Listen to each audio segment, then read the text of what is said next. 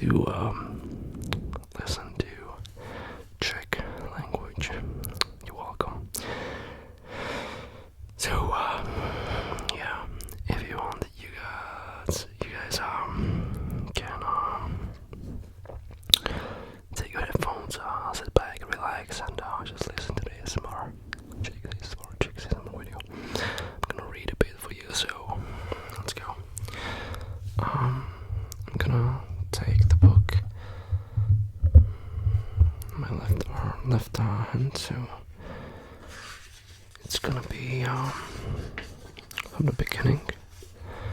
So let's read some Czech book, Harry Potter. So, Harryho nejhorší narozeniny. Kapitola první. Nebyla to poprvé, co se v domě číslo 4 v Sobí ulici při snídani strhla hádka. Pana Vernona Dursleyho totiž ještě před svítaním probudili hlasné, houkavé zvuky. Z pokoje jeho synovce Harryho. Wait a minute, I'll just put the wire over here. So it's gonna be better. Jeho synovce Harryho. Tenhle týden je to už po třetí. Římal přes stůl. Jestli té sově nedokážeš poročit, musí z domu. Harry se mu to už pokolikáté pokusil vysvětlit, když ona se nutí, řekl. Je zvyklá létat venku. Kdybych ji prostě mohl na noc pustit, vypadal jsem jako takový hlupák. Zavrčel vztekle strýc Vernon. A na hustým kníru se mu opál štipec smaženého vejce. Víš moc dobře, jak by to dopadlo, kdybys to sovu pustil ven. A se svou ženou Petunií si vyměnili ponuré pohledy. Harry chtěl ještě něco namítnout. Jeho slova však přehlušilo dlouhé, rčivé říknutí Dudleyho. Synačka, manžel Dursleyových, já chci ještě slaninu. Na pánvě jí dost sladíčko, řekla teta Petunie a se slzami na krajíčku pohlédla na svého tělnatého synka. Musíme tě trochu vykrmit, dokud můžeme. S tou školní stravou se mi to ani trochu nezamlouvá. Nesmysl, Petunie. Když jsem já byl ve Smeltings, nikdy jsem hladově, jak jsem hladem netrpěl, prohlásil strýc Vernon Pudře. Okay. Dudley dostává dost, že ho nesynu. Dudley, který byl tak vypasený, že mu zadek vysil přes okraje kuchyňské židle, se zašklepil a obrátil se k Harrymu. Podej mi tu pánev. Zapomněl si na jedno kouzelné slůvko, řekl Harry nedůtklivě. Bylo to až k nevíře, jak tahle obyčejná věta zapůsobila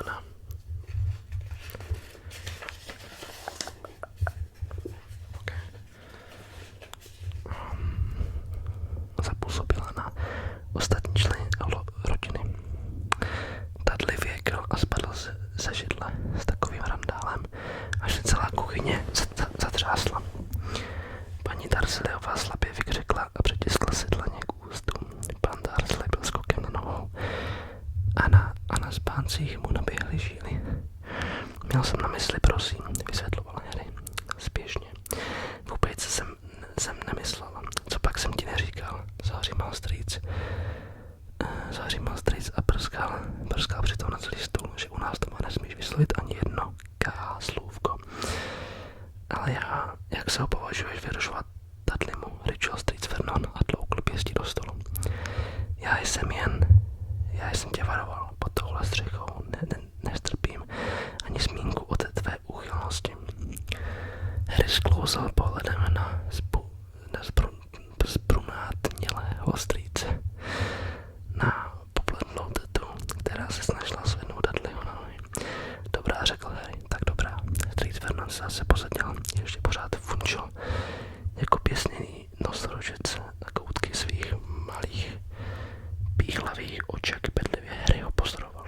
Od prvního dne, kdy Harry přijel domů na letní prázdniny, se Strýc Vernon vůči němu choval jako k bombě, která může každým okamžikem vypuknout. Harry totiž nebyl obyčejný chlapec.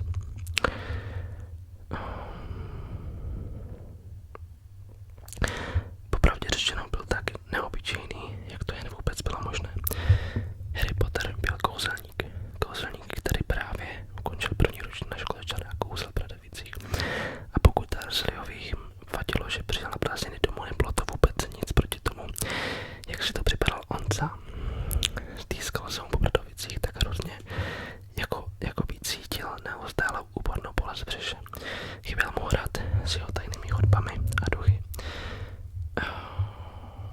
vyučovací hodiny, když Snape profesor lektorů asi ne. Pošta, kterou jim nosili sovy, slavnostní hostiny velké jesíní, spaní v posteli s nebesy v ložnici ve věži, návštěvy uhajného Hagrida v jeho poutě na školních pozemcích na okraji zapovězeného lesa a obzvlášť Švamfrbal, nejoblíbenější sport v kouzelnickém světě, 6 vysokých brankových sloupů, 4 létající míče, 14 hráčů na košťatech, všechny Harryho kouzelnické knihy, jeho hůlko, hábity, kotlík i jeho špičkové koště Nimbus 2000. Stringsvelno zamkl do přízděnku pod schody, hned jak Harry přijel domů.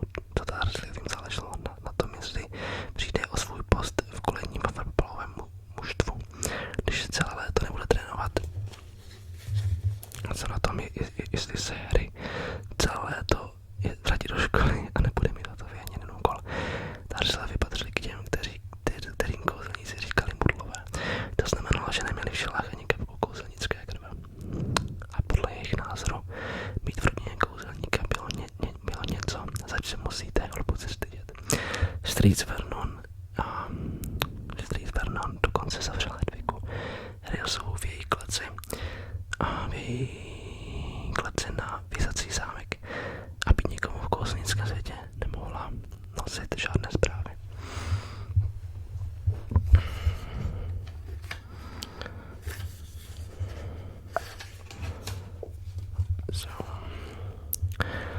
Ostatním členům rodiny se Harry ani trochu nepodobal. Strýc Vernon byl zavoletý a neměl žádný krk. Za to však předváděl světu obrovský černý knír. Teta Petunie byla kosnatá a měla koňský obličej. Dudley byl světlovlasý, růžolicý a zralnatý. Naproti tomu Harry byl malý a hubený. Měl jasné zelené oči a vlasy černé jako úhel, většině rozcuchané. Nosil kulaté brýle a na čele měl úzkou jízvu, která svým tvarem připomínala blesk. Právě díky té jízvě byl naprosto neobyčejný, dokonce i mezi kouzelníky. Ona jediná naznačovala, že má velice tajuplnou minulost, kvůli které ho před 11 lety odložili na práh u Dursleyových. V době, kdy mu byl rok, Harry nevysvětlným způsobem přešel útok nejmocnějšího zlého černokněžíka všech dob, zneženého Lorda Voldemorta. Jehož jméno se většina čarodějek a kouzelníků doposud bála vyslovit. Harryho rodiče při Voldemortově útoku zahynuli. Harry však vyvázal jen s onou výzvou ve tvaru blesku a sám Voldemort ve chvíli, kdy se mu nepodařilo Harryho zabít, pozbyl všechnou svou sílu. I když nikdo netušil proč, to byl důvod, proč Harryho vychovala sestra, jeho zemřelé matky a její muž. Žil u Dursleyových 10 let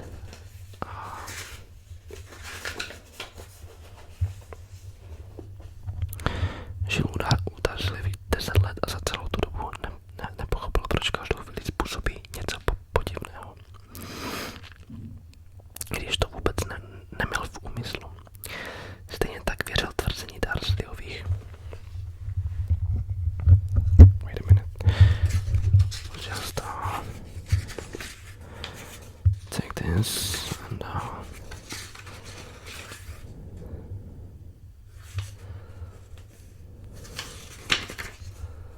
yeah.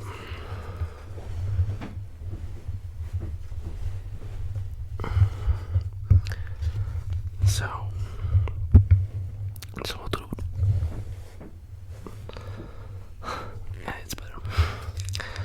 celou tu dobu nepochopil, proč každou chvíli způsobí něco podivného, i když to vůbec neměl v úmyslu. Stejně tak věřil tvrzení Dursleyových, že jízvu na čele má autohavárii, při které zahynuli i žádný opravdu nárek na to, že nějaký to úplně přehlédnou. Právě v tu chvíli se Strýc Vernon důležitě odkašlal a řekl, jak všichni víme, dnes je velice významný den. Harry zvedl hlavu, sotva se tomu odvažoval uvěřit. Opravdu to může být den,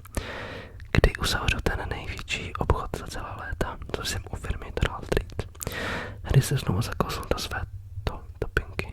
Steve Vernon samozřejmě mluví o té hloupé večeři. Pomyslel si. Trbce, dobrých 14 dnů už nemluvil o ničem jiném. Nějaký bohatý stavitel s manželkou měli k Tarzliovým přijít na večeři a Steve Vernon doufal, že od něj získá velikou zakázku. Firma Steve Vernona vyráběla vrtačky. Myslím, že bychom si měli ještě jednou projít, co kdo udělá, začal Steve Vernon. V 8 hodin bychom už všichni měli být na svých místech, takže ty Petunie. Já budu čekat v obývacím pokoji, odpověděla teta Petunie ihned, abych je u nás přivětivě uvítala. Dobrá, a ty Dudley. Já na ně počkám u dveří a Dudley nasadil pod myšlí se mu líbí úsměv. Pane a paní Masonovi, dovolíte, abych vám povězl kaváty. To je úplně ufátí, řekla teta Petunie nadšeně, výtečně Dudley. Přitakal Steve Vernon a pak se vrátil k Harrym a Cety. Já budu potichu v ložnici a budu předstírat, že to vůbec nejsem, odpověděl Harry monotónně.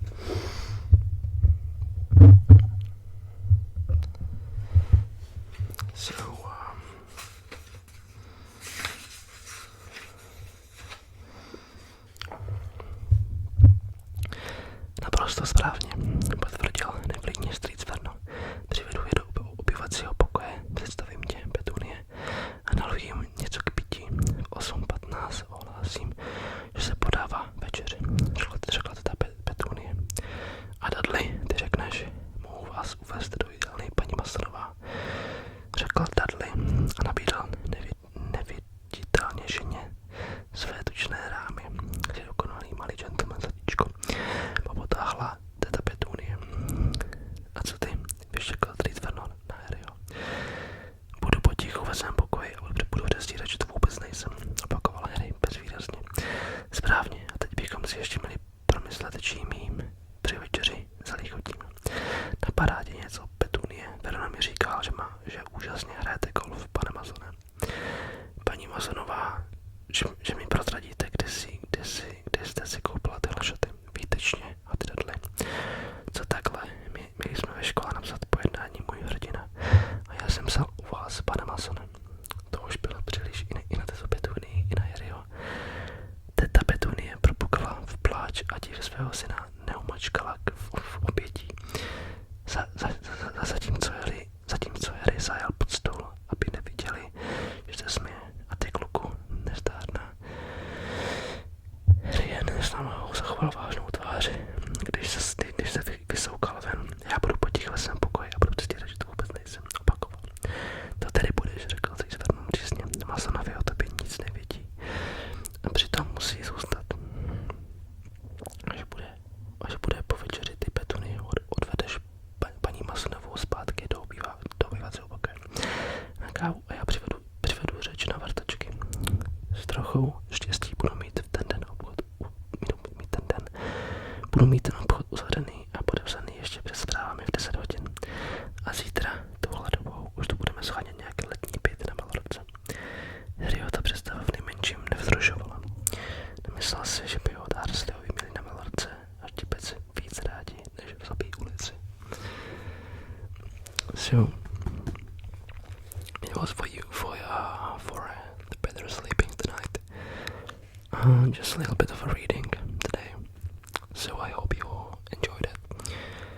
And yeah, if you want more content from ASMR videos, customized videos, all of this daily content, you can join my Patreon and support me by there.